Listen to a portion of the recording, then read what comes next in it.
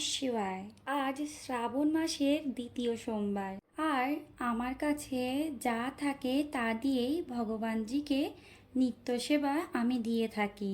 আর পুজো সেরেই আমি বাবা বদ্রীনাথের ও মা তারার প্রসাদ গ্রহণ করে সাবুদানার খিচুড়ি বানাবো, তাই সাবুটা ধুয়ে ভালোভাবে তাতে কিছুক্ষণ পর পর 2 থেকে 3 চামচ জল অ্যাড করে ভালোভাবে সাবুটা ফুলিয়ে নেব। তারপর কড়াইয়ে 1 থেকে 1.5 চামচ সাদা তেল গরম করে তাতে বাদামগুলো ভালোভাবে অল্প আঁচে ভেজে নিচ্ছি।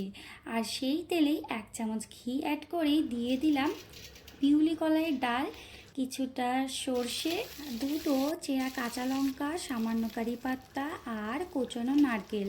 ভালোভাবে একটুখানি ভেজে নিয়ে দিয়ে দিলাম আগে থেকে ভালোভাবে ভিজিয়ে ফুলিয়ে রাখা সাবুদানা। তারপর তাতে লবণ ও চিনি দিয়ে ভালোভাবে মিক্স করে দিয়ে দিচ্ছি ভেজে উঠিয়ে রাখা বাদাম। আর এখানে কিছুটা বাদাম আমি হালকা ভেঙে নিয়েছিলাম, এটা আমাকে আমার বদ্দি ভাই বলেছিল।